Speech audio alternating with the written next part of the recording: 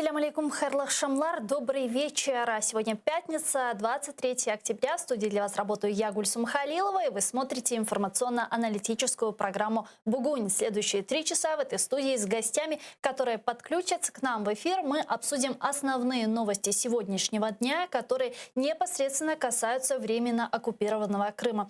Традиционно давайте начнем наш эфир с нашего журналиста Романа Спиридонова, который нам расскажет о том, о чем планирует говорить в вечерних выпусках «Заман», расскажет о важных событиях сегодняшнего дня. Он с нами на прямой связи. Рома, привет, мы слушаем тебя.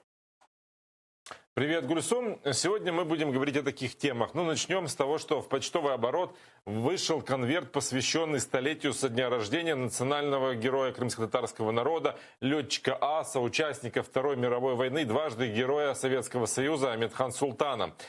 На основном изображении конверта, я могу его показать, вы видите его в моих руках, портрет самого Амедхан Султана и эпизод из художественного фильма «Хайтарма». Здесь изображен боевой самолет, на котором воевал Амедхан Султан, и Крымские горы. Конверт тиражом в 500 000 был издан по инициативе Укрпочты и Меджлиса крымско-татарского народа, а макет разработала продакшн-студия телеканала АТР. Он еще не погашен, как видите, он еще без печати. Спецгашение состоится 28 числа в среду в Крымском доме в торжественной обстановке с участием представителей Меджлиса и режиссера фильма Ахтема Ситаблаева. Мы обязательно будем об этом рассказывать в наших новостях. В Крыму по-прежнему не очень хорошая статистика по коронавирусу. Еще 2 пациента умерли от COVID-19. В общем, общее число уже погибших от пандемии 119 человек. Только за сегодня там зафиксировали 205 случаев заболевания, в Севастополе 58. И стало известно, что оккупанты начали использовать на полуострове российскую вакцину. И начали именно с врачей. В Симферопольской клинической больнице номер 7 привито уже 10 медработников, находящихся в группе риска. А на материке новый коронавирусный рекорд: 7517 новых больных и 121 умерший от COVID-19 за сутки. Наибольший прирост больных в Харьковской, Одесской областях, в Киеве, и столица пока остается в оранжевой зоне. Из-за сильного роста количества больных в Украине возможен фактически локдаун, то есть введение полного перечня ограничений, которые предусматривает красная зона карантина. Это мобилизация врачей, развертывание полевых госпиталей, медицинская сортировка. За этим словом звучит, конечно, страшные вещи. Это врачи будут определять, кого спасать, а кого отключать от аппарата искусственной вентиляции легких, из-за того, что их в такой ситуации будет просто не хватать. И министр здравоохранения Украины Максим Степанов рассказал, что будет, если количество больных превысит 15 тысяч человек в сутки. Об этом смотрите в наших выпусках подробнее. Группа американских сенаторов призвала администрацию президента США Дональда Трампа ввести новые санкции в отношении России из-за отравления новичком оппозиционера Алексея Навального. Письмо адресовано госсекретарю Майку Помпео, министру финансов США Стивену Мнучину. Опубликовано оно на сайтах сенаторов от республиканской партии Митта Ромни и Марко Рубио. Для введения санкций авторы письма предлагают использовать акт Магнитского, а также американский закон о контроле над химическим и биологическим оружием и запрет его военного применения. Американские сенаторы предлагают повторить те санкции, которые 15 октября ввел Евросоюз и Великобритания, тоже за отравление Алексея Навального. В списке европейских санкций 6 человек, среди которых директор ФСБ Александр Бортников, первый заместитель главы администрации президента России Сергей Кириенко, полпред президента в Сибирском федеральном округе Сергей Миняйло.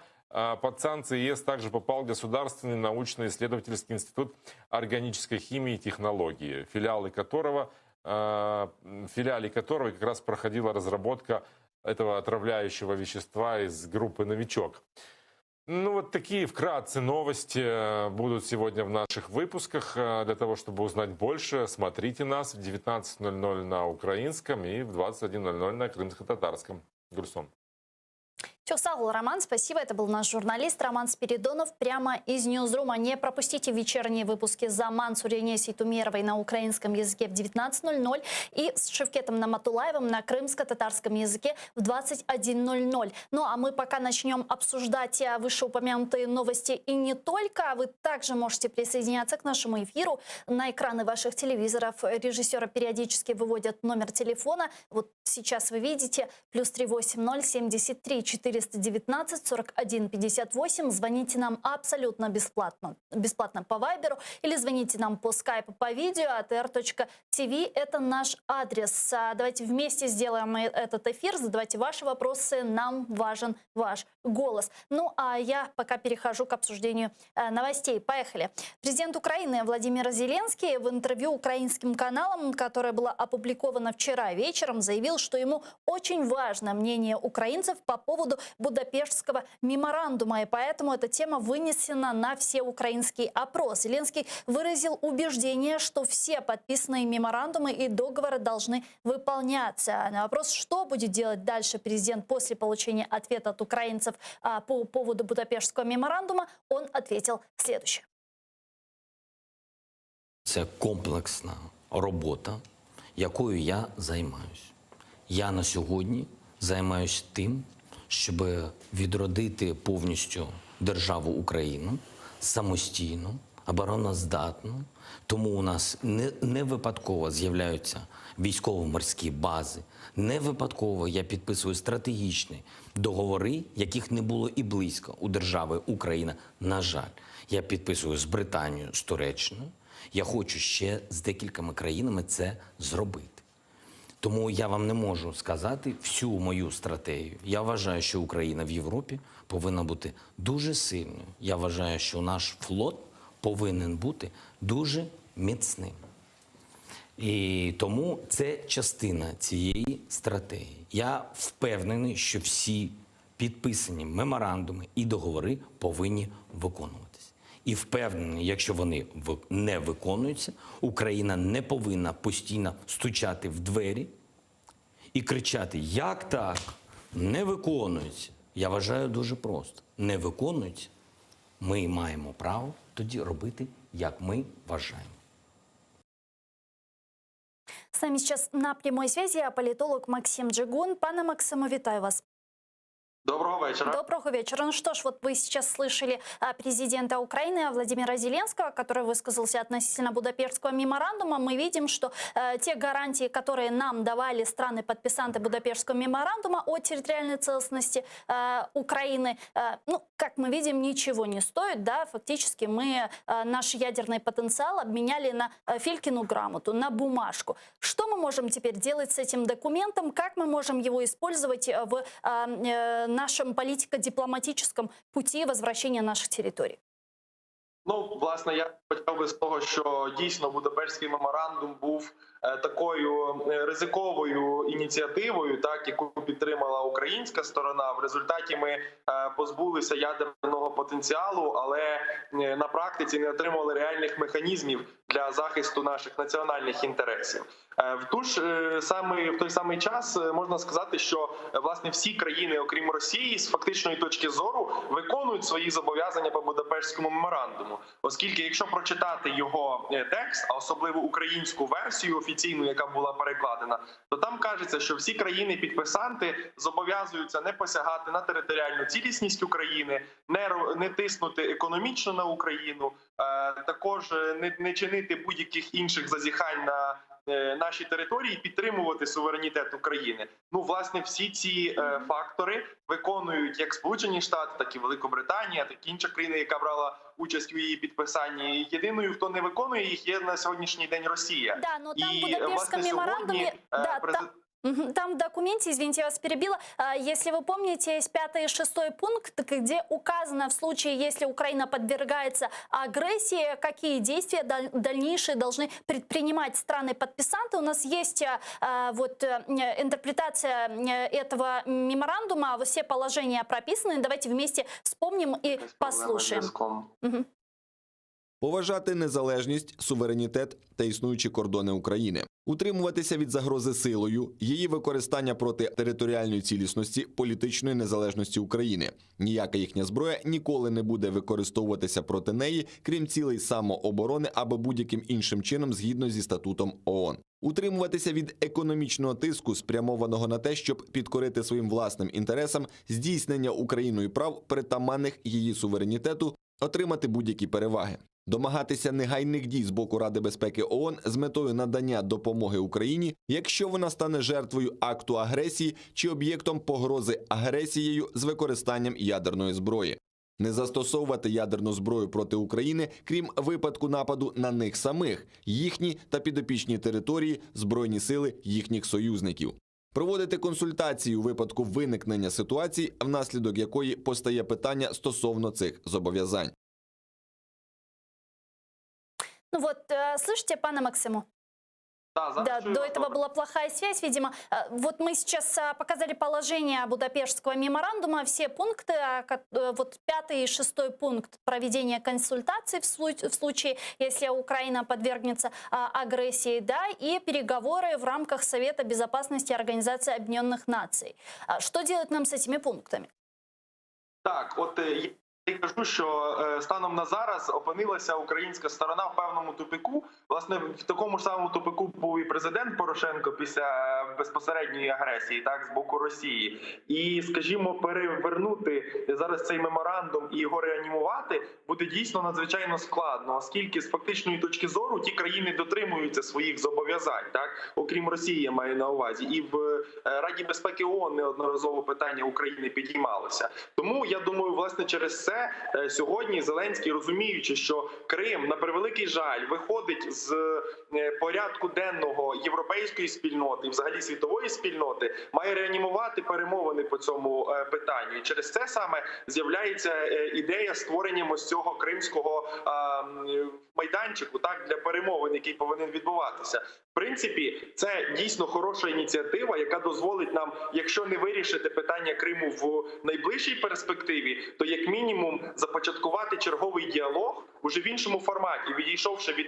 Будапештського меморандуму, від Нормандської четвірки, так, започаткувати дійсно прикладний конструктивний діалог саме по питанню Криму. От, єдине питання, наскільки справно ми зможемо і наші дипломати зможуть використовувати всі аргументи наші, наскільки ми зможемо переконати наших західних партнерів в тому, що вони повинні долучатися, і що це питання не виключно України, так, і її територіального суверенітету, а це питання взагалі безпекове, європейське і загальносвітове. От, і якщо нам вдасться досягнути цього консенсусу на міжнародній арені, якщо нам вдасться переконати наших західних партнерів брати активну участь в цих перемовинах, от, власне, тоді ми зможемо досягнути якогось результату. Ну вот, когда мы говорим про переговоры, то в переговорах должна и принимать участие страна, которая совершила акт агрессии, в данном случае Российская Федерация. Но Россия говорит, что тема Крыма для нее закрыта, и они этот вопрос обсуждать где-либо, когда-либо не собираются. Как быть с этим, и будет ли смысл в проведении такой платформы, если в ней не будет принимать участие Россия?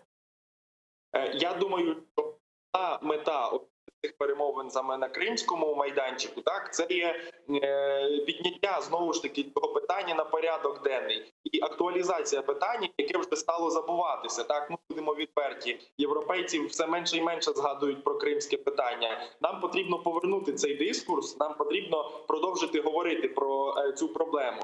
Дійсно, що вирішувати питання без головного винуватця цієї трагедії доволі сумнозвісна така і неприємна ініціатива, яка навряд чи дасть швидкі плоди. Так, тим паче, що ми розуміємо, що без бажання Росії станом на сьогодні ми не зможемо повернути Крим там воєнним шляхом, оскільки боротися Україні один на один із ядерною державою із шаленим військовим потенціалом – це є певне самогубство. Але з іншого боку, шукати дипломатичних методів, так, шукати можливостей якихось іншого впливу, так, і з боку Сполучених Штатів, і тієї ж Туреччини, що в контексті України є дуже вигідним, що саме Туреччина зголосилася брати участь, адже геополітично для нас це дуже важливий партнер. От, і це може допомогти, скажімо, знайти якісь нові інструменти впливу саме на Росію.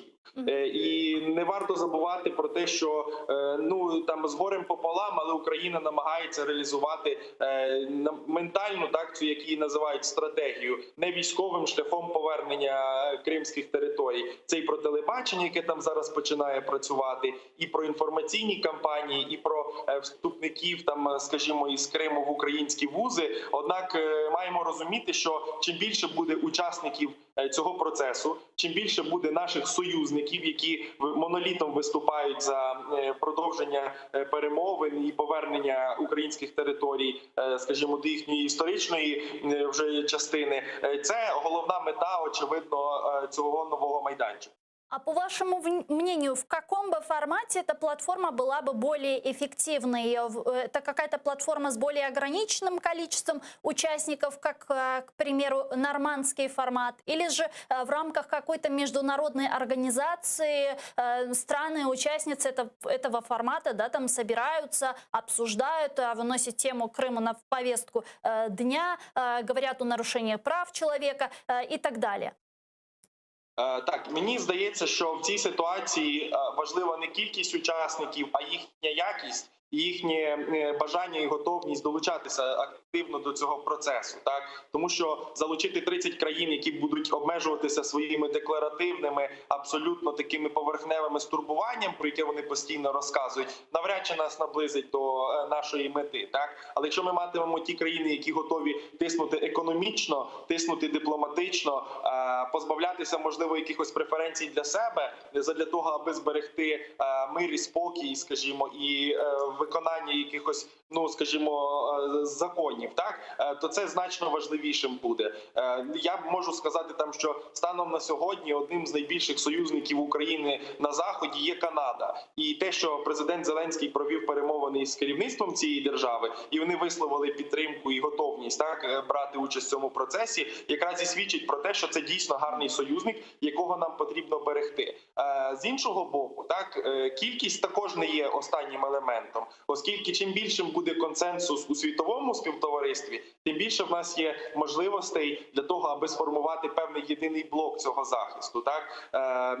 Незважаючи на те, що в нинішніх умовах, коли всі безпекові інститути світу переходять в якийсь такий, знаєте, вже дещо неоднозначний формат існування, я маю на увазі зараз ООН, ПАРЄ і інші інституції, які мають декларативний, церемоніальний, як би ми не хотіли цього, сенс, так, які не готові там мати якісь дійсно не приймати якісь радикальні міри. От в цьому є найбільша проблема. Але знову ж таки потрібно акцентувати увагу саме на якості наших союзників і ідеї, і найголовніше практику, яку вони готові застосовувати для досягнення нашого результату.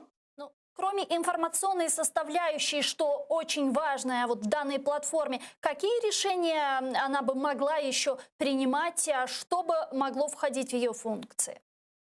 Так, ну от про інформаційну складову говорять багато, і про започаткування цього сервісу «Дом», який називається, так, який функціонує сьогодні. Я не знаю, наскільки активно, але тим не менш на території Криму. Інший інструмент, який вже на сьогодні впроваджують, він стосується там повернення на материкову частину молоді, так, української, кримських татар, які там зараз перебувають, але шукають кращої долі в спокійному місті. Так, тому це хороша ініціатива, але ну бути чесним, вона існувала і за часів правління там Порошенка. Фактично, вона потрібна, вона гарна, але вона не є новою якоюсь. Я думаю, що зосередити увагу потрібно дійсно на тому, аби витягувати фактично із Росії в той чи інакший спосіб хоча б якісь натяки на діалог і можливість ведення перемовин, так, оскільки протидіяти напряму ми їм не можемо, і на превеликий жаль, наше бажання і наша воля не вирішує тут нічого, а ключ від вирішення кримського питання, так як і в принципі питання Донбасу, лежить сьогодні в Кремлі, так, і все залежить від геополітичного становища. Я глибоко переконаний, незважаючи на те, що є багато скептиків економічних санкцій, які кажуть, що вони не діють і вони не мають якогось результату. Це абсолютно не так. і, скажімо, пояси в Росії затягуються сильніше і сильніше через тиск, який здійснюється із Європейського Союзу, Сполучених Штатів, інших країн. Тому цей інструмент, можливо, він є не дуже швидким в своїй перспективі так реалізації, але тим не менш він доволі сильно б'є по кишеням як пересічних росіян, так і в принципі приближається і до інших класів, в тому числі політичного. Тому якщо посилювати ці санкції і знаходити потрібні аргументи для наших західних партнерів щодо того, що ці санкції є ефективними і потрібними, то це однозначно є плюсом для нас і є, якщо там, скажімо, не миттєвим результатом, то додає впевненості в тому, що згодом це принесе свої плоди. Дякую вам, пане Максиме. Максим Джигун, політолог, був з нами на прямому зв'язку. Дуже дякую. А зараз к нам підключається Ганна Шелест, експерт з питань міжнародної політики. Пані Ганна, вітаю вас. Доброго вечера. Доброго вечера. Да, ну что ж, относительно платформы по деоккупации, недавно в своем интервью президент Украины Владимир Зеленский сказал, что для него очень важно мнение украинцев по поводу Будапештского меморандума, и поэтому именно эта тема вынесена на всенародный опрос, который он анонсировал в день проведения местных выборов в Украине. Как вы считаете, есть ли сегодня смысл возвращаться к Будапештскому меморандуму? В таком формате, как поставил вопрос президент, смысла нету абсолютно, потому что для начала, чтобы отвечать на этот вопрос, надо знать, чем является Будапештский меморандум. Для большей части украинского населения меморандум 1994 года ни о чем не говорит, ни как обязательства, которые Украина брала на себя, ни какие обязательства брали на себя наши партнеры. Поэтому в данной ситуации это абсолютно бессмысленно, потому что мы спрашиваем о том, что неизвестно населению. Никакой разъяснительной работы не велось, в последний момент задавался вопрос. Более того, так как он сформулирован, он тоже является нелогичным, потому что это документ, хоть и меморандум, то есть это не уровень там, договора или какого-то обязующего документа, но в то же время это документ, перед которым стоит подпись Украины, который ратифицирован, который представлен в ООН, утвержден резолюцией, то есть соответственно это документ.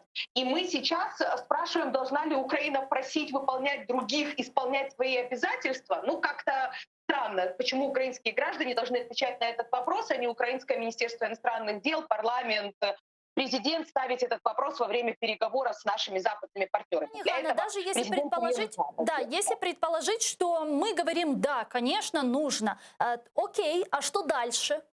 Вот что будет делать команда Зеленского, Зеленский вот с этими результатами? Как мы используем? Нет, давайте внимательно читать сам текст меморандума. Что там сказано? Что те страны, которые подписали, это Российская Федерация, Великобритания и США, да. В дальнейшем к ним присоединились Франция и Китай, обязуются не нарушать украинские границы, не давить на нас экономически и не использовать против нас ядерное оружие. Что, впрочем, и делают страны, кроме Российской Федерации, да? Нет, это все государства, вот они обязались по этому. В случае, если что-либо подобное происходит, они обязаны проводить консультации. И защищать обязаны только в случае использования ядерного оружия против нас. Вот теперь давайте смотреть по факту. Нарушила член-подписант, то есть Российская Федерация, да, все остальные ничего не нарушали. Они обязались что? Проводить консультации. С нами проводят консультации Соединенные Штаты, Великобритания, Франция постоянно, с первого же дня, как начали еще до формальной аннексии Крыма, да, первые консультации произошли. То есть с точки зрения буквы этого документа, все происходит, то есть мы не можем требовать от них большего. Они и так, допустим, санкциями делают больше. Поэтому в данной ситуации тот документ в момент его подписания, 1994 год, имел намного больше политического и психологического значения. И тут для всех были намного более важны украинские обязательства отказаться от ядерного вооружения. И уже шли дополнительные соглашения, согласно которым нам выделялись, например, деньги на Чернобыльскую АЭС, на там, другая экономическая помощь. Вот это уже то, что можно обсуждать. А тут, скажем так, требовать чего-либо, кроме как требовать от Российской Федерации перестать нарушать нашу территориальную целостность и суверенитет, а именно ссылаясь на Будапештский меморандум, мы больше ничего не имеем права. Бывший президент Евросовета, а ныне глава Европейской народной партии Дональд Туск настаивает, что не может быть справедливой Европа без независимой Украины. Об этом он заявил в видеообращении к участникам Киевского форума сегодня. Он подчеркнул, что Евросоюзу следует пересмотреть свое отношение к востоку Европы в целом, а всем заинтересованным странам надо подать политический сигнал и гарантировать достижимость цели членства в ЕС и НАТО с четкими планами действий. Давайте послушаем Туска.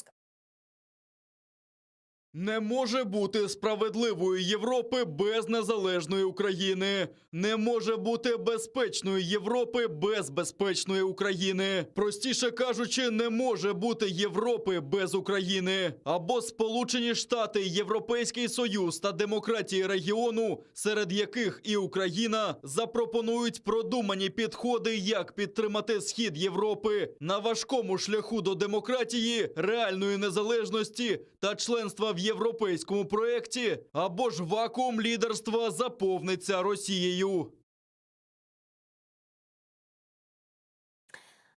Пани Ганна, вот что думаете по поводу этого заявления и понимает ли сегодня Европа? Ну, Европа — это все-таки достаточно такое, да, широкое понятие. И будем откровенны, что у нас есть Европейская комиссия, Европейский парламент, такие центральные определенные органы. У нас есть отдельные страны, как страны Балтии, Латвия, Литва, Эстония, плюс Польша, Чехия, Словакия, Румыния, которые нас всегда прекрасно понимали, в чем российская угроза. И с первого же дня сотрудничают с нами по всем возможным вопросам для противодействия российской агрессии. Есть Германия с Францией, которые понимают прекрасно, чем является Российская Федерация, пытаются выступать посредниками, потому что также заинтересованы в отдельных проектах или международных глобальных переговорах. Но есть и те страны, для которых, скажем так, это достаточно далекая угроза, такие как Испания, или там, где есть дружественные политики, как Италия, или даже, в принципе, отдельные политики во Франции, в которых нет того же самого ощущения угрозы, как есть у восточноевропейских стран-членов ЕС. Поэтому говорить сегодня о всей Европе, есть понимание или нет, достаточно, наверное, неправильно. С каждым днем это понимание приходит все больше и больше, но, к сожалению, оно приходит не только в связи с Украиной, а и с действиями Российской Федерации в этих конкретных странах или странах-членах ЕС. Давайте вспомним, что Великобритания намного больше стала действовать после инцидента в Солсбери, после отравления. Германия начала более активно сейчас, когда произошли кибератаки на Бундестаг, на отдельные, скажем так, вмешательства в выборы. То же самое Франция.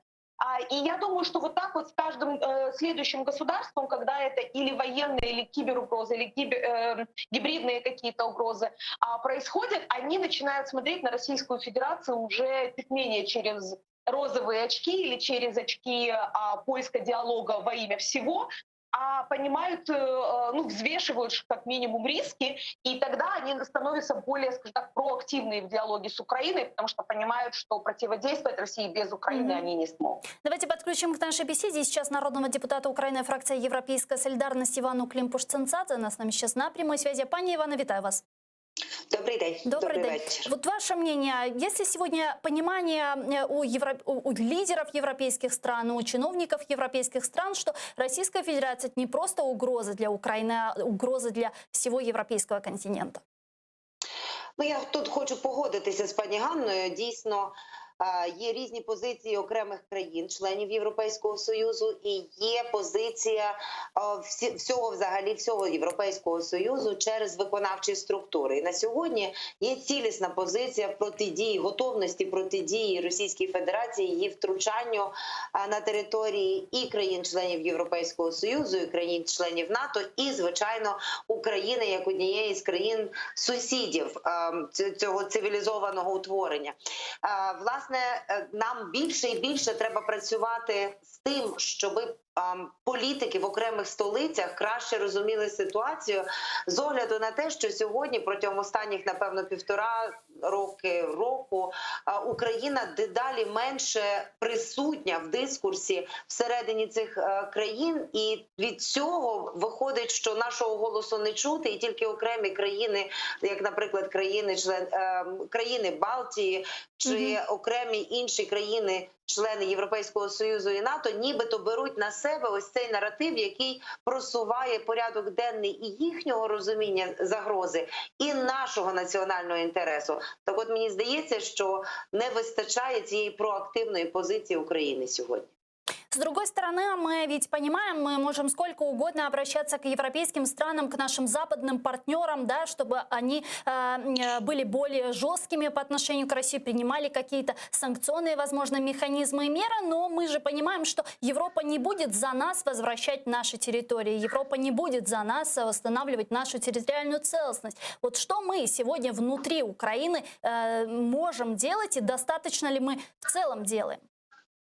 То, знаєте, очевидно, що домашню роботу ніхто ні за кого не зробить. І тому ми там, починаючи з 2014 року, коли ми опинилися сам на сам проти ворога, і коли ще не було і санкційного режиму введено, і коли в нас Збройних сил не було спроможних для того, щоб захищати країну, тоді це був і волонтерський рух, і активізація всього взагалі громадянського суспільства для того, щоб допомогти державі. Але після того, вже там 15-16 рік, держава взяла на себе функції зміцнення і реально Збройних сил України, і посилення української дипломатичної присутності, посилення роботи дипломатичних представництв. І, звичайно, знаєте, це одні з таких головних стовпів, які би ми мали і далі підтримувати. А сьогодні ми бачимо пропозиції про зниження коштів бюджетних на 2021 рік і для Збройних сил України, і для української дипломатії. І ось це, звичайно, непокоїть, тому що це перше, що ми маємо зробити – забезпечити ці складові захисту безпеки країну можливостями представляти країну і захищати країну. От над цим, я думаю, ми всі мали би попрацювати. Ну а что вот нужно делать? Вы же представитель власти. Вот как представитель власти, есть ли у вас какое-то предложение в этом направлении? Ну, насамперед, я сьогодні є представителем опозиції, і хотілося б, щоб нас влада більше чула. І наші пропозиції, вони насправді є досить системними і конкретними. Починаючи від неприпустимості зменшення кількості наших Збройних сил, починаючи від збільшення фінансування наших Збройних сил, починаючи від того, щоб були проведені тендери на закупівлю і випробувань наших озброєнь, і закупівля наших озброєнь для того, щоб наші вояки мали відповідне обладнання. Наші пропозиції є також і в дипломатичній площині, які лежать на порядку денного, починаючи з того, що будь-яка дискусія з Російською Федерацією має починатися з аксіоми, що насамперед має йтися про безпеку, і що ми маємо якомога ширше залучити інших наших партнерів до цієї дискусії. Так от, ми, незважаючи на те, що ми сьогодні є в опозиції, ми працюємо з представниками різних політичних кіл різних країн саме для того, щоб максимально залучати їх до підтримки позиції України. Тому що ми віримо, що це вже не залежить від того, ти в владі чи в опозиції, а ти маєш представляти країну і працювати заради национального интереса Украины. Поддерживаете ли вы и ваша фракция инициативу президента Зеленского о создании международной платформы по деоккупации полуострова? По вашему мнению, в каком случае она может привести к результату? Ну, по-перше, я дійсно хотіла би наголосити на тому, що Крим ніколи не був поза порядком денним України, який Україна просувала на міжнародній арені. Це перше, і це дуже важливо зрозуміти.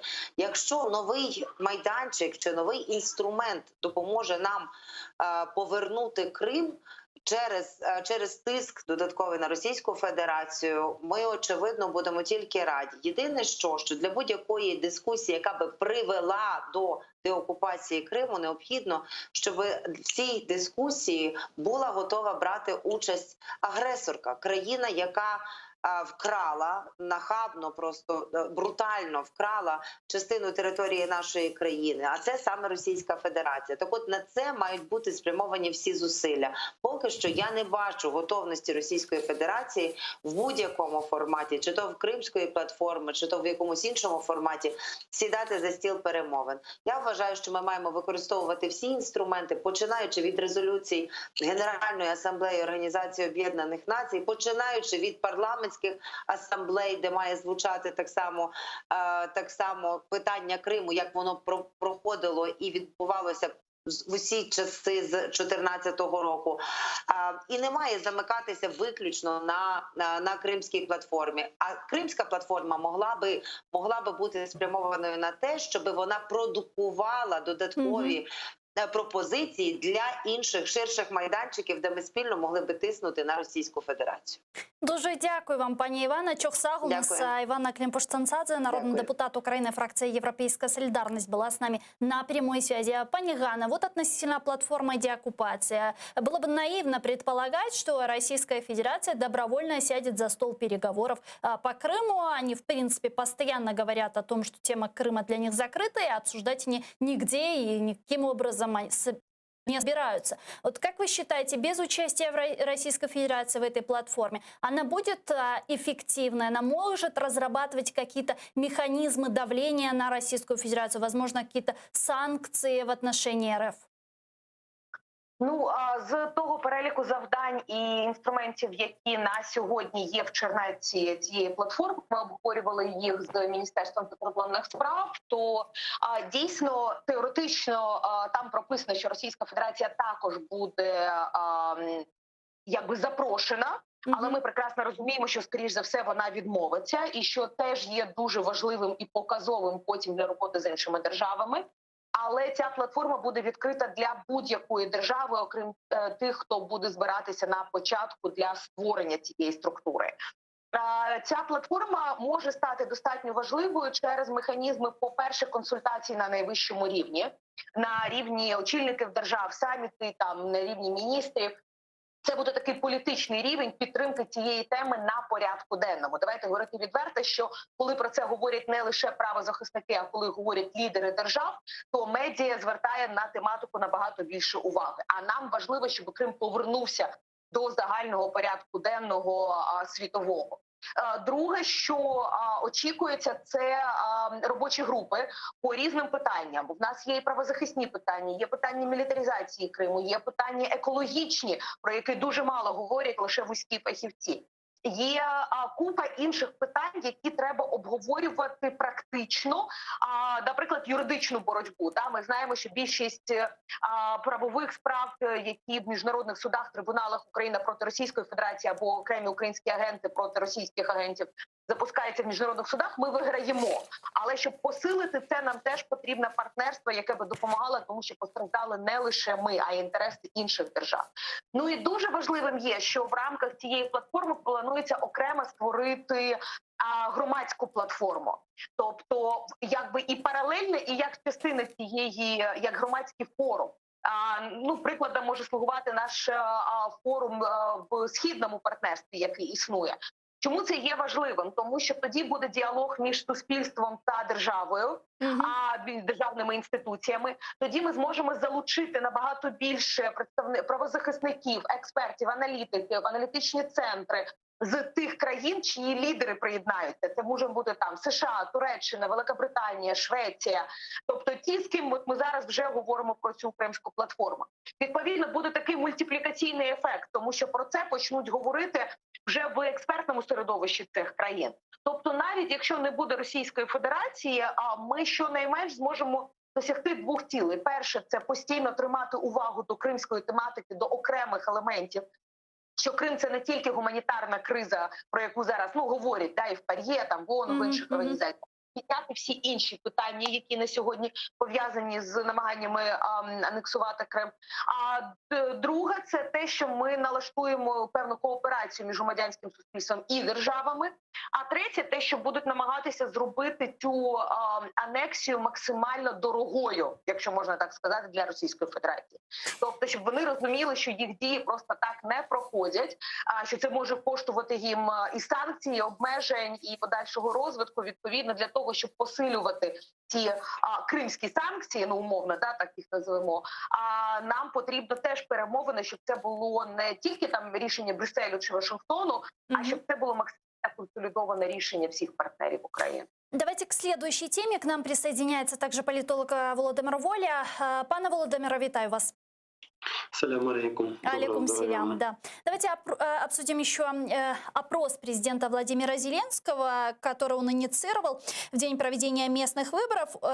Вот как сообщили в гражданской сети «Опора», об этом сообщила Ольга Айвазовская, вот этот опрос Зеленского будет стоить менее чем 103 миллиона гривен. Вот что она сказала, давайте ее послушаем. Якщо йдеться про цивільно-правові угоди, то до них треба додати ще 40% податкових зборів різного типу, які потрібно сплатити в бюджет. Відповідно, орієнтовна сума – 103 мільйони гривень, якщо ми говоримо про суму, з якої будуть сплачені податки, а також компенсовані 40 гривень координаторам за кожну додатково приведену людину. Что думаете относительно целесообразности проведения такого опроса? Будут ли его результаты качественными и репрезентативными? Пане Володимире. Этот опрос для меня удивителен с нескольких точек зрения. С точки зрения законодательной, первой, с точки зрения государственно-управленческой и с точки зрения профессионального социолога. Потому что на самом деле вопрос относительно вообще опроса как такового, потому что если этот опрос проводится государством, то он проводится на государственные деньги, и тогда можно говорить о высокой степени восприятия государством результатов этого опроса. То есть это аналог референдума.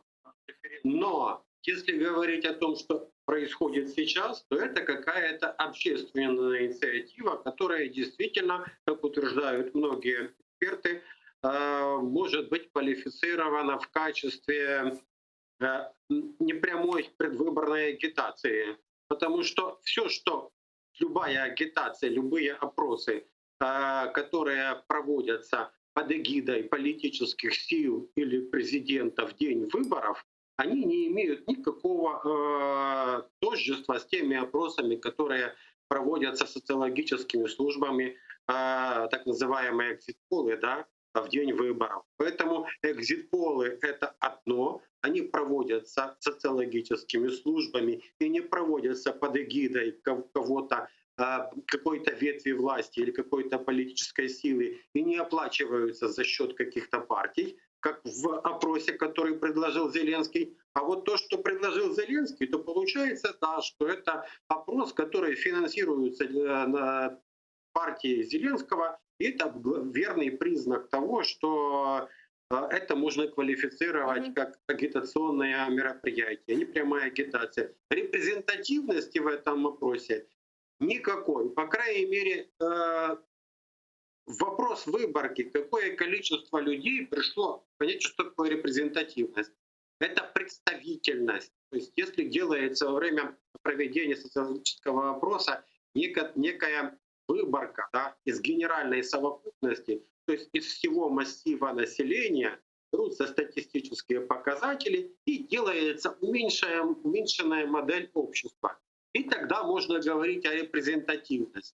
А вот то, что будет на выходе, это слишком нерепрезентативно. Это кто подошел, кто не подошел, какой процент пришедших на участок голосовать вообще ответил на эти вопросы. Проконтролировать это невозможно. Социологические опросы репрезентативны еще потому, что есть определенные инструменты для проверки. То есть есть заполненная анкета и есть способы проконтролировать выборочно, заполнял ли конкретный человек эту анкету. Во время того опроса, который предлагает Зеленский, таких возможностей верификации нету. Поэтому это какая-то вот сомнительная акция. Я категорически против. Я считаю, что это деньги на ветер. 103 миллиона, у кого такие деньги лишние, вы понимаете, это жесть. Пани Ганна, как вы считаете, это элемент агитации от «Слуги народа» или же все-таки можно расценивать как инструмент народовластия от Зеленского? Ні, народовладдя в цьому точно немає, тому що для народовладдя повинна бути ще й певна компанія перед цим. Постійно ставиться, наприклад, Швейцарія, але ніхто не проводить референдум за тиждень, тобто анонсуючи питання за тиждень і проводячи потім будь-які опитування. Тому що для того, щоб це було народовладдя, перед цим повинна бути певна дискусія з цих питань, щоб і прихильники, і ті, хто проти, могли щонайменш висловити свою думку, чому так, чому ні. І для цього, хоча б місяць-два, якщо б ми почули ці питання заздалегідь, ще можна було б говорити.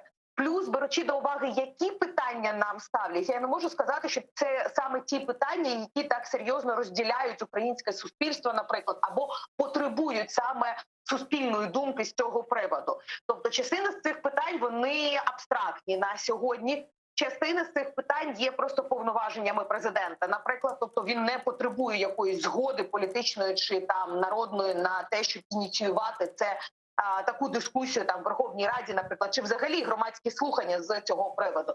Те, що питання з'явилися за тиждень, це дійсно викликає дуже багато питань. Ну і тут я повністю погоджуюся з паном Володимиром, що з просто методологічної точки зору викликають велику купу питань. Це опитування, навіщо? Тобто для мене це скоріш навіть не агітація, а певний такий піар-ход. Тому що на цьому скоріше потім можна буде будувати певні піар-акції від Офісу президента або його політичної партії для подальших якихось рішень. Тому що на сьогодні, дійсно, не виборки, не можливості проконтролювати, намалювали, не намалювали відповіді, ні роз'яснювальної кампанії, ні того, хто відповідальний за це і буде. Тобто ми зазвичай довіряємо іменам. Давайте говорити відверто. Ми довіряємо екзит-полам, тому що ми знаємо, що це репутація конкретна Разумкова, Центра, Рейтингу, Соцеса. Тобто ми довіряємо вже цим інституціям, які проводять. Або з'являється в якійсь газеті рейтинг від агентства «Рога і копити», і ми не довіряємо вже їм, тому що ми не знаємо, хто це і що. В даному випадку ми не довіряємо, тому що ми просто навіть не розуміємо, хто буде відповідальний соціолог за те, щоб обробити, поставити правильно питання и проконтролювати якість цього опитування. Ну вот давайте обсудим вопросы из этого всенародного опроса. Второй вопрос про свободную экономическую зону на Донбассе. Вот президент вчера в своем интервью сказал, что введение свободной экономической зоны на Донбассе будет способствовать привлечению инвестиций в регион и завершению войны. В своем интервью украинским телеканалам. Давайте вместе его послушаем. Що стосується впровадження вільної економічної зони для Донбасу не окупованого, це важливіший момент, я вважаю, для завершення війни. Тому що впровадження цієї зони, цієї системи для Донбасу не окупованого, повірте мені, скажімо так, не те, що повірте, у мене є таке відчуття, що прийдуть туди великі гроші, які зможуть зробити все, щоб Донбас зростав. І це буде великий вплив на людей, які живуть на окупованих, тимчасово окупованих територіях. Вони будуть бачити. Есть ли у вас такое же ощущение, как у президента Владимира Зеленского, что вот с внедрением свободной экономической зоны на контролируемую территорию Украины и Донбасса это может помочь завершить войну? Пане Володимире. Это мне напомнило одного президента, только в северной соседней стране, по моим ощущениям. На самом деле, по ощущениям, это, знаете, можно все предполагать. И если говорить о том, как экономически, то есть с помощью каких государственных инструментов можно восстановить экономику Донбасса, то свободная экономическая зона – это лишь один из возможных инструментов. У меня такое впечатление, так сказать, продолжая линию по моим ощущениям, что люди, которые имеют поверхностное представление об экономике и о том, что такое свободные экономические зоны, Вот они нашли модную фишку. Называется свободные экономические зоны, и они вот решили отыгрывать, по крайней мере, в информационном пространстве, как инструмент, который поможет экономически восстановить Донбасс. На самом деле могут быть и другие инструменты использованы. Проблема в том, что до тех пор, пока на всей территории Украины не существует достаточный климат для привлечения инвестиций, то говорить о каких-то процветаниях в отдельных регионах невозможно. Вот когда будут решены проблемы борьбы с коррупцией, будет реформирована судебная система, тогда нужно будет возвращаться к вопросу о том, как же восстанавливать Донбасс, как привлекать инвестиции, которые восстановят. Я бы не говорил о свободной экономической зоне, о каком-то переходном периоде, о каких-то экономических преференциях временных для бизнеса на территориях прифронтовой зоне, а потом и на территории РТО после возвращения контроля. Но это вопрос уже второй. Сейчас вопрос первичный, как вернуть эти территории под контроль, первое, и как запустить экономику Украины по всей территории Украины, то есть создать климат такой, чтобы инвестиции к нам шли. А вот когда инвестиции будут к нам идти, когда у нас начнется экономический рост, тогда нужно будет смотреть, какие еще инструменты необходимо задействовать для того, чтобы конкретно, точечно приток инвестиций был больше, чем в среднем по стране, или чтобы восстановить экономическое развитие этого региона. Поэтому я думаю, что вопрос о свободной экономической зоне, он преждевременный и наивный. Спасибо вам большое. Володимир Воля, политолог, був з нами на прямому зв'язку. Пані Ганна, а как вы считаете, достаточно ли в этом вопросе полагаться лишь только на ощущения? И вы считаете ли вы тоже, что этот вопрос преждевременный? Я думаю, що питання не просто тільки в тому, як відчуває президент, а в тому, як поставлене запитання, як на нього буде відповідати суспільство. Тому що в даному випадку в нас дуже велике питання в тому, що багато хто, коли ви говорите Донбас, розуміє весь Донбас, повністю Донецьку, Луганську область. Тобто для мене перше питання, що зрозуміють безпосередньо наші громадяни, коли будуть відповідати на це запитання. Це щодо майбутнього непідконтрольних територій, чи це про підконтрольні на сьогодні українські території?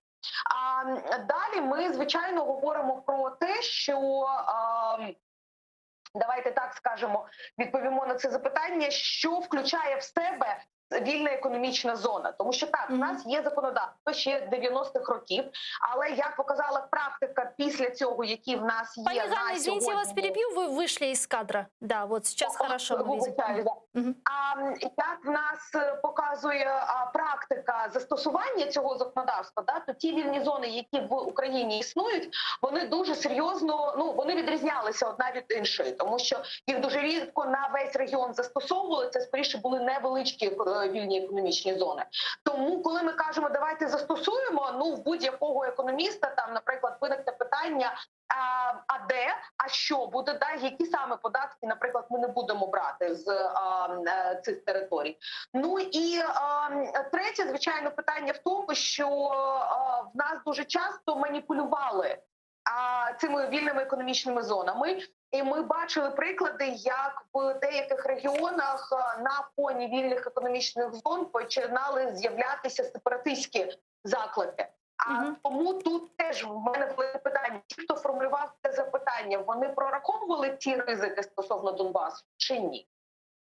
Ну вот относительно Донбасса, сегодня, вот как сообщают в штабе ООС, снова было нарушено режим прекращения огня. Давайте послушаем представителей штаба ООС. Станом на 12-ту годину поточної доби російські окупаційні війська один раз порушили режим припинення вогню на Луганському напрямку. Так, близько 11-ї години противник застосував стрілецьку зброю неподалік Шумів. На ворожу провокацію українські підрозділи вогонь у відповідь не відкривали. Бойових втрат серед наших підрозділів немає. Так Также постоянный представитель Украины при международных организациях Евгений Цымбалюк заявил, что Российская Федерация уже почти 3 месяца блокирует конструктивную работу в рамках трехсторонней контактной группы, требуя от Украины имплементации политических положений Минских договоренностей и не выполнив при этом предусмотренных Минским безопасности обязательств. Давайте послушаем Евгения Цымбалюка. Ми щотижня слухаємо в цій залі заяви делегації Російської Федерації, у яких російська сторона намагається звинуватити Україну у нібито невиконанні політичних положень Мінських домовленостей. Однак насправді саме російська сторона продовжує блокувати роботу політичної робочої групи, тристоронньої контактної групи вже майже 3 місяці, перешкоджаючи будь-якому обговоренню практичних питань, що входять до її порядку денного, та заважаючи виконанню відповідних положень, загальних узгоджених висновків Нормандського саміту у Парижі 2019 року. Пани Ганна, как быть с Минском? Мы видим, как в трехсторонней контактной группе Российская Федерация блокирует какие-либо переговоры. Мы видим, как каждый день нарушается режим тишины на востоке Украины российскими оккупационными боевиками. Достатньо складний момент, тому що дійсно ми багато років говорили, що Мінськ є добрим хоча б з точки зору того, що це певна рамка, на яку всі погодилися, і нам не треба узгоджувати місяцями, як іноді відбувається, наприклад, в Придністров'ї, хто сідає за стіл переговорів, коли ми зустрічаємося, і подібні питання. Але з іншого боку, на сьогодні ми дійсно бачимо достатньо серйозний саботаж цієї роботи і зниження ефективності. І це не питання, чи зустрічається нормандська четвірка чи ні, тому що купа питань може вирішуватися саме на рівні такому тактичному, чим і була ця тристороння група. З іншого боку, питання перше полягає в тому, що іншого варіанту, іншої схеми ніхто поки що не пропонує. Відповідно, я думаю, що просто відмовлятися, не знаючи, в який формат переговорів ми переходимо, було би достатньо небезпечно.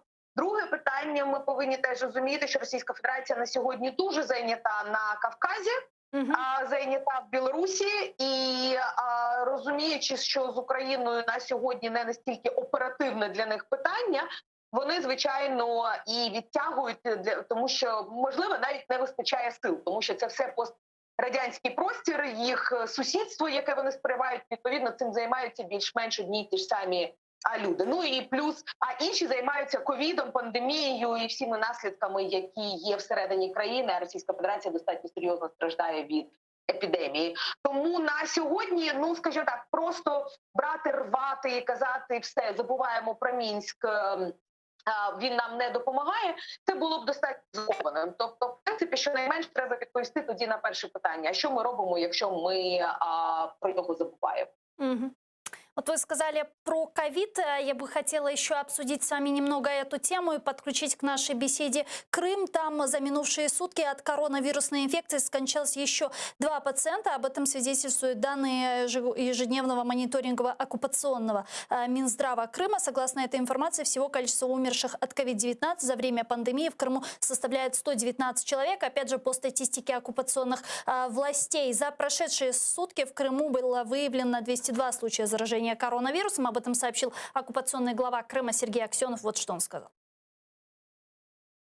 Із загальної кількості захворілих 163 виявлені при зверненні за медичною допомогою. 38 серед контактних за раніше зареєстрованими випадками. 4 випадки завезені з території України.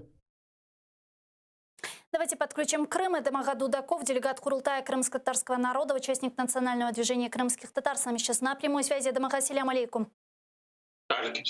Эдамага, вот расскажите нам о реальной ситуации с коронавирусом на территории Крыма. Насколько можно вообще доверять оккупационной статистике, которая говорит, что за все время пандемии коронавируса на территории Крыма скончалось 119 человек? Так ли это действительно, или цифры намного больше, может быть, меньше? Какая реальная ситуация там?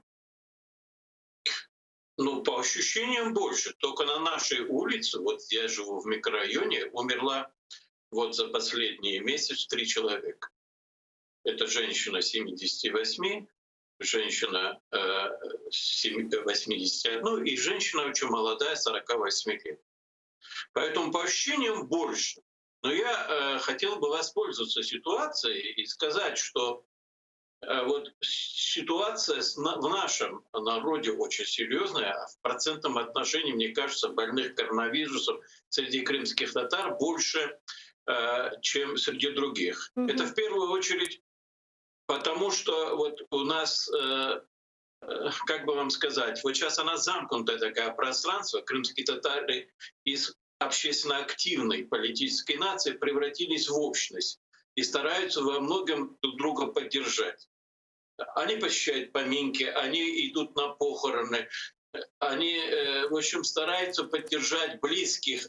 И, к сожалению, вот этот вот момент заражения очень сильно. Сейчас наших, именно вот я скажу здесь, у нас врач есть Ремзиага, который живет на 6-м микрорайоне, и он утверждает, что в процентном отношении среди заболевших нашего народа гораздо больше, чем среди других. Во-вторых, мне кажется, что все-таки вот это вот, как бы сказать, госпитализация у нашего народа, наверное, нарушены какие-то связи, потому что сейчас без связи нельзя попасть в больницу, и поэтому и смертность очень большая.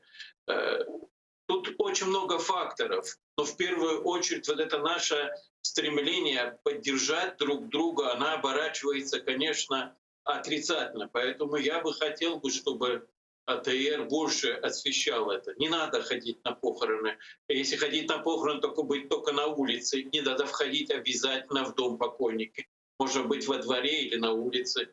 Не стоять близко, не ходить вообще и не устраивать поминки. Достаточно, чтобы имам прочитал молитву, это все равно где. Даже по телефону дать ему, сказать, что такой-то человек умер, и он прочитает молитву, это достаточно. Поэтому очень просил бы, чтобы АТР вот именно сейчас занялся этой ситуацией, потому что среди нашего народа просто катастрофическая ситуация. Мы теряем стариков, носителей языка. Мы теряем стариков, носителей истории нашего народа, которые могут сегодня очень много дать молодым. Очень катастрофически. В нашем микрорайоне, по моим подсчетам, уже около 12 человек умерли. Мен мында Қырым татар жайтмаға істейм, ақат енді сайғылар қадашлары Демаға Дудаковның айтқанлары пек жиддей лютфен бұл меселге жиддей бақынысве шымдылек бір вақытқа бұл дуалардан, тойлардан вазгечмек керек, өзімізні қорчаламақ мечбуриетіндеміз. Чоқ сағылмысы Демаға бізіле бағланғаныз, чон Дем Дудаков, делегат Курултая крымско-татарского народа, участник национального движения, был с нами на прямой связи. Пани Ганна, у нас на материковой части Украины тоже неутешительные цифры. Уже какой день ставят здесь антирекорды. В Украине только за сутки 22 октября подтвердили 7517 человек с заражением на коронавирус. Это третий подряд уже антирекорд. Как вы оцениваете действия украинской власти, нашу стратегию по борьбе с пандемією, з епідемією коронавірусу? Ну, давайте говорити, що в таких складних ситуаціях, як пандемія, окрім того, що Україна, як і світ, за останні, я не знаю, скільки десятків років вперше з таким стикається, да, тобто нам важко з чимось порівнювати, і ми бачимо, що жодна країна поки що не знає, який був оптимальний варіант. Але питання в тому, що найкраща ситуація в тих країнах, де і суспільство, і держава діють разом, і де є довіра суспільства до тієї держави.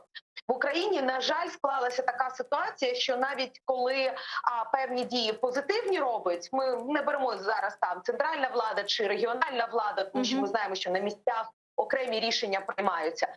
А дуже велика проблема з самим населенням. Ми бачимо велику безвідповідальність. І коли багато країн, візьмемо Стамбул, да, давайте говорити відверто, ми всі знаємо, наскільки бардачним буває Стамбул в туристичний чи в літній сезон. А в серпні місяці я була шокована. Я буваю в цьому місті дуже часто, багато років.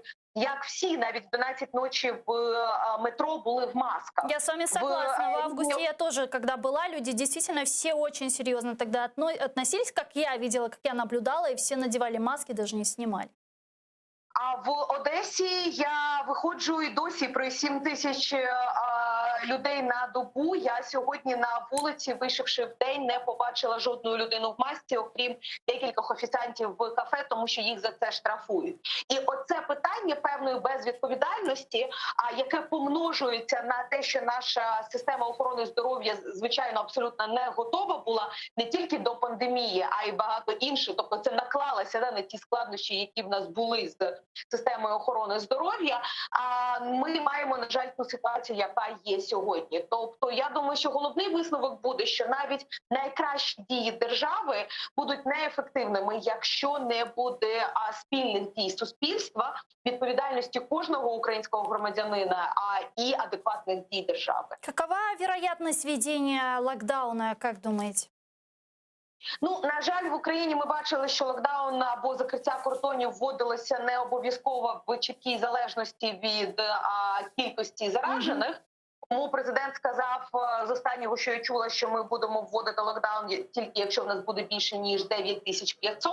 Ну, сьогодні в нас вже 7500. І от буде велике питання, чи зможемо ми триматися на цих цифрах, чи будемо з кожним днем рости далі, і відповідно тоді будемо дивитися, що відбувається. На сьогодні для всіх країн, в кого є друга хвиля, це велике питання, чи варто знову виходити на повний локдаун, чи втрати не тільки економіки, а давайте говорити, що і психосоціальної становища суспільства дуже серйозні після кожного локдауна. А тому буде, звичайно, ставати питання, чи можемо ми це робити зонально, тобто окремі міста, наприклад, або окремі підприємства повністю закриватися, і на як довго, тому що це теж велике питання. Давайте підключимо к нашій бесіді ще Сергія Закова, доктора медичних наук. Він нас зараз чує. Пане Сергію, вітаю вас. Так, я вас теж. Так, справляемся ли мы сегодня с коронавирусом по вашим наблюдениям? Ну, ви знаєте, поки що ні. Ми трошки програємо і в часі, і програємо в успіхах в такій боротьбі. С чем вы это связываете и что бы сегодня вы посоветовали нашим людям, которые, возможно, в какой-то степени беспечно относятся к коронавирусу? Насколько эффективен масочный режим? Ну, ви знаєте, в наших умовах, оскільки поки що специфічного лікування від коронавірусної інфекції не існує, то слід дотримуватися тих режимів, які вже відпрацьовані для інших повітряно-крапельних інфекцій. Я маю на увазі це і дійсне носіння масок, і соціальне дистанціювання. Все ж таки воно має бути. Ну, звичайно, не потрібно на свіжому повітрі ходити в масках на вулиці, але коли людина потрапляє в транспорт або в місцях закритих, скажімо так, приміщеннях, то це необхідно дійсно. Ну і використовувати ще заходи для того, щоб дійсно вводити гігієну і руки, і обличчя, все інше, це потрібно.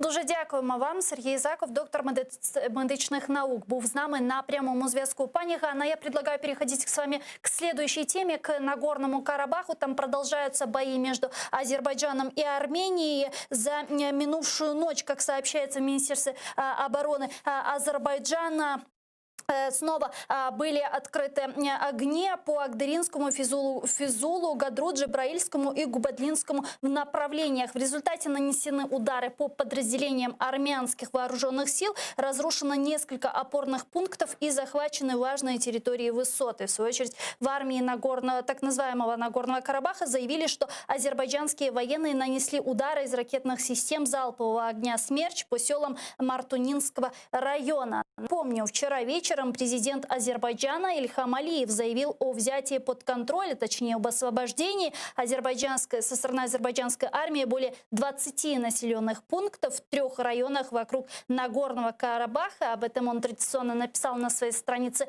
Твиттера. Давайте его послушаем.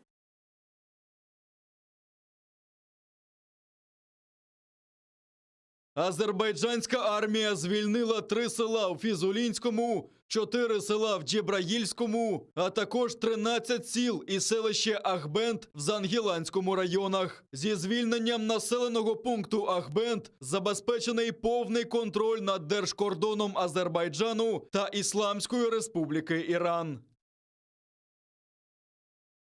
Сегодня стало известно, что госсекретарь США Майк Помпео планирует встретиться с министрами иностранных дел Армении и Азербайджана в Вашингтоне для проведения переговоров по урегулированию ситуации в Нагорном Карабахе. Об этом сказал Помпео на брифинге в Госдепе. Глава американской дипломатии отметил, что США полностью поддерживают мирное урегулирование конфликта в Нагорном Карабахе. Вот что он сказал, послушаем подробнее. Ми маємо складну ситуацію на місцях, складну дипломатичну ситуацію, і наше бачення залишається таким, як і бачення майже кожної європейської країни. Саме про це я буду говорити з ними в п'ятницю, і мені дуже хочеться почути, як вони бачать ситуацію на місцях, і як ми можемо наблизитися до того, що, на нашу думку, відповідає не тільки інтересам США, а й інтересам кожної з цих країн. До этого главы МИД Армении и Азербайджана проводили переговоры в Москве с министром иностранных дел Российской Федерации Сергеем Лавровым. Тогда они договаривались о гуманитарном перемирии, но, как мы видим, что гуманитарное перемирие не соблюдается, оно нарушено. И вот сегодня должна пройти встреча с госсекретарем США Майком Помпео. Пані Ганна, ваши ожидания? Ну, достатньо цікаво, що Сполучені Штати підключилися в якості саме посередників. І тут, я думаю, що декілька важливих моментів. Перше, давайте не забувати, що так звані співголови Мінської групи щодо врегулювання Нагорного Карабахського конфлікту – це якраз Російська Федерація, США та Франція. І перша заява йшла саме від трійки, ще десь там місяць тому, коли тільки розпочинався конфлікт. Але посередницькі ініціативи ми вже побачили від кожного окремо, що продемонструвало якраз, що немає єдності, можливо, позиції щодо того, що запропонувати або яким чином домовитися. Російська Федерація, фактично, її посередницькі зусилля провалилися. І от тепер в нас тільки після того, як Російська Федерація спробувала, виходить на перше місце Сполучені Штати. Дуже цікаво, тому що в нас за останні роки не було чіткої позиції Сполучених Штатів щодо можливого врегулювання. А вони свого часу були зацікавлені в безпеці, в першу чергу, через енергетичні питання, через те, що йшло з Центральної Азії, Азербайджану до Європи. Але Вірменія завжди розглядалася як більш, скажімо так, вже російська вотчина. Але з іншого боку, в Сполучених Штатах дуже потужна вірменська діаспора, яка на сьогодні просуває більше залучення Сполучених Штатів до переговорів. А каким образом может США повлиять на ситуацию сегодня в Нагорном Карабахе? Чесно кажучи, беручи до уваги, що це відбувається все на фоні виборів президента в Сполучених Штатах, тобто чи буде в Азербайджані і Вірменії довіра до кінця до тих обіцянок, які зможе там можливо запропонувати Сполучені Штати, це додаткове для мене питання. Але на сьогодні я думаю, що ми можемо побачити Сполучені Штати в якості або формулятора, тобто тих, хто запропонує певний мирний план, певні кроки щодо, наприклад, демілітаризації зони, розведення військ, гарантування безпеки, певних там лобіювання появи миротворців, тому що в нас же немає миротворців в зоні Нагорно-Карабахського конфлікту. В нас є лише спостерігачі ОБСЄ, які в разі необхідності допомагають. Тобто навіть не той статус, який мають спеціальна моніторингова місія на Донбасі, але вони можуть там певні розслідування проводити на цій лінії. Вот сегодня премьер-министр Армении Никол Пашинян сказал, что считает, что Ереван и Баку могут договориться о вводе российских миротворцев в Нагорный Карабах. Об этом он заявил в своем интервью российскому изданию. Он также не исключил, что в случае эскалации боевых действий и их переноса на всю границу Армении и Азербайджана Ереван может обратиться за помощью к Российской Федерации и ОДКБ. Вот что он сказал. Давайте его послушаем. Для нас прийнятне введення миротворців. Я можу сказати, що уявлення Азербайджану щодо складу миротворців не співпадають з уявленням Вірменії з цього питання. Якщо вже говорити про компроміси, Тут теж компромісною версією може стати присутність російських миротворців. Ми вже поінформували наших колег по ОДКБ про поточну ситуацію. Росія заявила, що Москва буде вірна договірним зобов'язанням, які має перед Вірменією у сфері безпеки. Якщо ситуація так розвиватиметься, звичайно, Вірменія з цим питанням звернеться в ОДКБ або, може бути, прямо до Росії. В России уже отреагировали на возможность привлечения стран ОДКБ в Нагорно-Карабахский конфликт. Там вот что сказали. Поки йдеться про Карабах, який не визнаний самими же вірменами частиною своєї території і не може бути напевно визнаний, некоректно говорити про задіяння оборонного потенціалу ОДКБ. Вот не кажется ли вам, что всячески и всеми способами мы видим, как сегодня Никол Пашинян пытается привлечь Российскую Федерацию к этому конфликту? Так, звичайно, і ми це побачили навіть раніше у липні, коли, давайте згадаємо, вже були сутички між Азербайджаном та Вірменією. І тоді було дуже цікаво, що вони відбувалися не щодо Нагорного Карабаху, а на безпосередньому кордоні Азербайджану і Вірменії. І Вірменія звернулася відразу до ОДКБ, це оборонний союз, тобто як росіяни його рекламували, наше НАТО, такими ж зобов'язаннями. Але по результату, хоча якби до них звернулися, але засідання ОДКБ навіть не зібралося, воно було відкладене. Що продемонструвало? Ну, по-перше, те, що експерти знали і до цього, що ОДКБ – це така бульбашка, скоріше, піар-хід, хоча є підписані документи, але вони ніколи не виконуються. Ну і, звичайно, це навіть близько не схоже до того, чим є на сьогодні Північно-Атлантичний альянс. З іншого боку, звичайно, Вірменія, маючи ці домовленості, постійно наполягає на тому, щоб Російська Федерація задіяла ці гарантії безпеки, які вже якби вона зобов'язалася колись, і за рахунок чого і, ну, можна сказати, постійно брала в оборот і Вірменію, і інші країни, тобто, щоб вони були менше з Європейським Союзом, а щоб вони мали саме безпекові гарантії Російської Федерації. Але на сьогодні ситуація така, що Росія останні роки дуже серйозно почала співпрацювати з Азербайджаном. Тому на сьогодні Російська Федерація намагається все ж таки тримати певну нейтральну позицію. З одного боку, маючи політичні та енергетичні інтереси з Азербайджаном, а з іншого боку, для того, щоб не пустити Азербайджан в Європу, щоб він не став більш проєвропейським. А з іншого боку, оборонні і безпекові зобов'язання перед Вірменією. І тут як знайти середину, поки що Російська Федерація для себе, звичайно, не змогла. Ну вот пока Российская Федерация занимает такую выжидающую нейтральную позицию, как вы думаете, удастся ли президенту и руководству Азербайджана сегодня полностью деоккупировать свои территории, учитывая, что Ильхам Алиев заявил, что уже они полностью освободили территорию приграничную с Ираном? Ну, давайте не забувати, що в нас є те, що вважається окупованими, це фактично такі дві зони. Перше, це сам безпосередньо Нагорний Карабах, достатньо така немаленька територія, а з іншого боку це ще певна кількість сіл, які є окремими, вони не є адміністративно Нагорним Карабахом, які були окуповані ще на початку 90-х років, коли йшли бойові дії. На сьогодні в першу чергу Азербайджан визволяє саме от ті території, які адміністративно не входять до Нагорного Карабаху, який здебільшого є етнічно-вірменським. І за останні 30 років ставав все більше і більше етнічно-вірменським. Тобто майже на 30% збільшилася кількість етнічного населення там.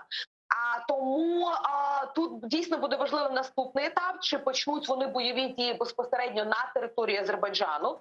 І з одного боку в нас достатньо непогано на сьогодні оснащена азербайджанська армія, вона тренувалася, вона купляла нові озброєння, модернізувала свою армію. З іншого боку, Вірменія теж отримувала всі ці роки військову підтримку. І тут все може залежати від невеликого інциденту. Як правильно було сказано в попередній цитаті, яку видавали, що Російська Федерація не має права втрутитися від ОДКБ, поки не постраждає безпосередньо територія Вірменії. Тобто Нагорний Карабах не вважається юридичною територією Вірменії. але хоч Нагорний Карабах і не великий, але він і не такий маленький. Тобто тут питання, чи може певний, ну скажімо так, інцидент статися, щоб зачепити саме територію Вірменії, і тоді вже можна буде задіювати, ну в тому числі, давайте не забувати про російські військові бази, які на сьогодні є на території Вірменії. Ну и в том числе не нужно забывать про Турецкую республику, которая активно поддерживает Азербайджан, Ильхама Алиева и очень четко и однозначно высказывается. Так, звичайно, думаєте, але як ви це думаєте, підтримка поки що, скажімо так, саме тих дій, які є. Я дуже сумніваюся, що якщо розпочнеться безпосередньо вже дії не на прикордонні, а певні наступальні дії Азербайджана на територію Вірменії, я сподіваюся, що до цього не дійде, але ми зараз гіпотетично кажемо, то тут вже дії все ж таки Туреччини можуть бути пересмотрені, тому що для Туреччини теж підтримка партнера – це одне, а прямі бойові дії – це вже інше. Ну, мы видим, как сегодня азербайджанская армия так или иначе успешно продвигается вперед. Вот, как сообщают эксперты, она уже практически добралась до Лачинского коридора, коридора, который называют коридором жизни, да, и там буквально 10-15 километров осталось. Вот если будет азербайджанская армия и дальше так продвигаться с такими темпами, как вы считаете, как могут распределяться сферы влияния в будущем в Южно-Кавказском регионе? Ну, по-перше, в конфлікті на Кавказі не зацікавлений ніхто, тому що там достатньо багато перетинається і інтересів, і трубопроводів, і торгівельних шляхів. Тому, звичайно, там ніхто не зацікавлений, і взагалі ніхто не зацікавлений в новому конфлікті в Європі.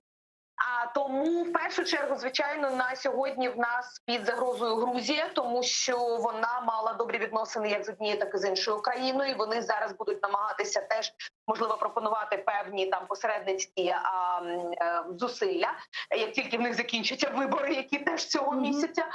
Але з іншого боку, ми вже бачимо позиції Ірану, який мав дуже добрі відносини з Вірменією. Ми бачимо Туреччину, яка вперше не просто політично, дипломатично підтримала Азербайджан, а і військово.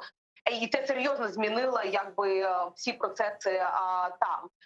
Ми бачимо, що вже почали, як ми з вами тільки обговорили, Сполучені Штати звертати увагу, а вони фактично там останні десь 10 років відійшли від процесів на Кавказі. І я думаю, що можуть і інші регіональні гравці потихесеньку теж починати дивитися, що там відбувається і як далеко це зайде. Ніхто просто не очікував, що будуть такі серйозні, не просто постріляли трішечки, як це відбувалося, час від часу, будемо відверті, там ніколи не було повністю замороженого конфлікту. Але таких бойових дій ніхто не очікував. Але з того, що ми бачимо зараз, що з одного боку Азербайджан просувається вперед, але з іншого боку я би ділила кожну інформацію, яка звідти надходить, на навпіл. Зараз йде дуже серйозні не просто бойові дії, а ще й війна інформаційна. А я слідкую як за вірменськими, так і за азербайджанськими джерелами, багато колег в обох країнах. І це просто друга війна, тільки на сторінках соціальних мереж, медіа і експертного середовища. І дуже часто зранку ми чуємо, що певні там території були відвойовані, з вечора вже є просування цієї інформації або контратака. Тому я думаю, що у нас ситуація змінюється майже кожного дня, саме тому посередники і намагаються активізувати свої дії. Давайте к следующей теме перейдем. У нас буквально 7 минут остается до завершения нашего эфира. Менее чем за 2 недели до президентских выборов Соединенных Штатов Америки Дональд Трамп и Джо Байден приняли участие во вторых по счету дебатах, которые впервые в истории стали финальными. Обычно конкуренты встречаются в 3 дискуссионных раундах, но на этот раз еще один такой раунд был отменен из-за заболевания президента США. Вот мы выбрали основные тезисы, которые озвучивали кандидаты в президенты. Давайте начнем с действующего президента США Дональда Трампа. Что он говорил? Нікого не було жорсткішого, ніж я стосовно Росії, починаючи з санкцій. Коли він постачав до України подушки та ковдри, я продавав Україні протитанкову зброю. Тому немає нікого жорсткішого стосовно Росії, ніж Дональд Трамп. Я ніколи не отримував жодні гроші від Росії. Я не отримую кошти з Росії. Він отримав $3,5 мільйони від Росії, і, зокрема, від дружини колишнього мера Москви. І це пройшло через Путіна, оскільки він був дуже дружнім з колишнім мером Москви. США наклали мито на товари з Китаю, отримавши до $28 мільярдів виручки. Особисті відносини з президентом Росії Володимиром Путіним і лідером КНДР Кім Чен Іном прекрасні, завдяки чому вдалося уникнути ядерної війни і конфлікту на Корейському півострові. Ніхто не зробив для темношкірого населення США більше, ніж я. Можливо, тільки Авраам Лінкольн. Університети, в яких навчаються переважно афроамериканці, отримали фінансування. Я расист найменшою мірою з присутніх тут. Ну а вот какие месседжи и тезисы озвучивал Джо Байден. Давайте его послушаем. Кандидат в президента США Демократической партии.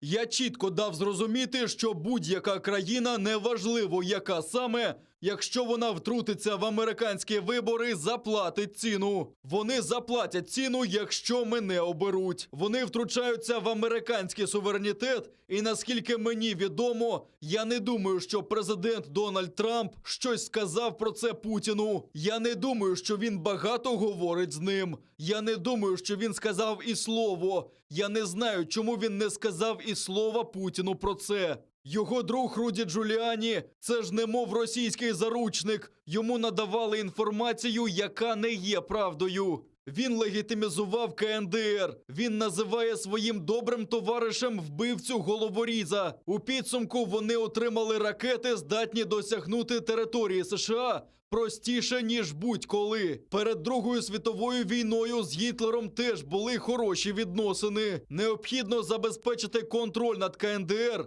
щоб Пхеньян не зміг нашкодити США. А зустріч з Кім Чен Іном можлива тільки за умови скорочення Північною Кореєю свого ракетного арсеналу. Расизм в США існує на інституційному рівні. Необхідно провести тюремну реформу і лібералізувати покарання, пов'язані з обігом наркотиків. Людей, затриманих з кокаїном, треба лікувати, а не відправляти в тюрми.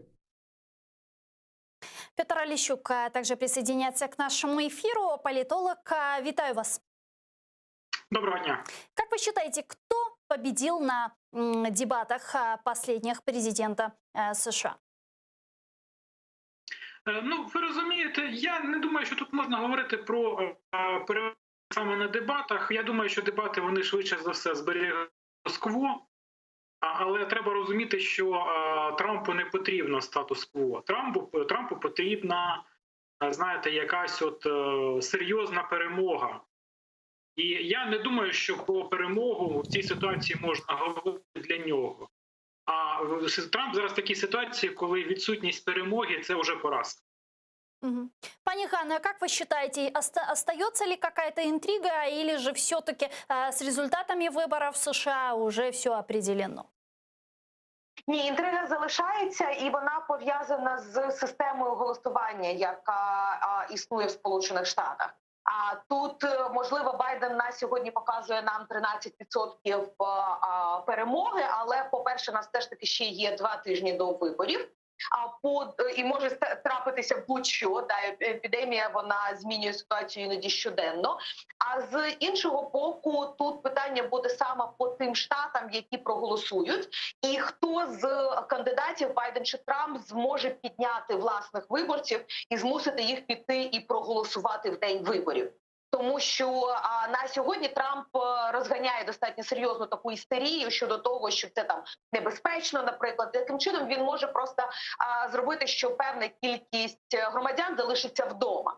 А для демократів набагато важливіше саме, щоб була якомога більша явка, підняти своїх прихильників, підняти кольорове населення, як це називається, тобто підняти жінок, тих, хто скоріше буде голосувати за Байдена проти тих необережних, а іноді агресивних заяв, які лунали 4 роки від президента Трампа. Вы знаете, у нас в стране бытует такое мнение, что если президентом США станет Джо Байден, то политика, внешняя политика Соединенных Штатов по отношению к Украине будет гораздо лучше, будет оказана еще больше поддержка нашей стране, а вот в отношении Российской Федерации политика США будет еще более жесткой. Вот что вы думаете по поводу вот такого мнения, которое также озвучивает и ряд экспертов в Украине? Ну, в першу чергу ми говоримо, звичайно, про те, що Байден сьогодні – це не Байден віце-президент при президенті Обамі. І він вже зробив декілька заяв щодо того, що він збирається більш активно допомагати Україні, ніж це було 4 роки тому. З іншого боку, це рішення не лише президента, а й взагалі Сполучених Штатів, тобто і Державного департаменту, Міністерства оборони, Конгресу. І там ми бачимо, що, в принципі, і на сьогодні є двопартійна серйозна підтримка. Тут не буде таких серйозних змін один президент чи інший. І саме завдяки, наприклад, Конгресу деякі дії американського президента до цього вони стримувалися, там, де він хотів би бути, наприклад, більш лояльним до Російської Федерації або зупинити надання певної допомоги Україні. Тому тут варто розуміти всю систему, а не тільки особистість президента. Але з іншого боку, звичайно, ми бачимо з всіх заяв під час передвиборчої кампанії, що у Байдена набагато більш чіткіша позиція щодо Російської Федерації, ніж та позиція, яку ми чули від Дональда Трампа. Пане Петро, що думаєте? Ну, я думаю, що не треба, безперечно, знаєте, оці всі передвиборчі заяви переоцінювати, тому що, ну, так само, як, наприклад, у випадку Трампа, ми пам'ятаємо, який у нас був алармізм перед його обранням, що там уже все, там він з Путіним все вирішить, нас зливають і тому подібне. Не треба впадати в якісь крайнощі в цій ситуації. Окрім президента, є ще і весь американський стеблішмент, є люди, які впливають на ухвалення рішень. І для нас найбільш важливо, аби зберіглася в першу чергу підтримку України. Це для нас найголовніше. Стосовно самого Байдена, треба відзначити, що в його передвиборчій кампанії тема зовнішньої політики і тема, зокрема, негативного впливу Росії, вона, безперечно, представлена набагато чіткіше. І це важливо. Так само, як і тема України. Тобто він чітко і недвозначно виражає свою позицію, що дозволяє нам сподіватися на те, що це справді буде достатньо важливий вектор зовнішньої політики. Але зовнішня політика, я більш ніж переконаний, загалом не зміниться. Ми можемо говорити про якісь тактичні зміни, про якісь, можливо, додаткові можливості для України, але генеральна лінія Сполучених Штатів, вона залишається незмінною, вона визначена давно, визначена в тому числі на рівні документів, таких як, наприклад, акт на підтримку України. І тут нічого не зміниться, тому що це питання стратегічних інтересів Сполучених Штатів, а питання стратегічних інтересів Сполучених Штатів ніколи не залежали виключно від персоналії президента. Дуже дякую вам, Петро Оліщук, політолог, та Ганна Шелест, експерт з питань міжнародної політики, були з нами на прямому зв'язку. Чохсагол у нас. Ну а я, к сожалению, с вами прощаюсь ненадолго, всего лишь на 5 минут. Мы уходим на небольшой перерыв, а далее мы продолжим наш эфир на крымско-татарском языке. Оставайтесь первым крымско-татарским. Коршкенч.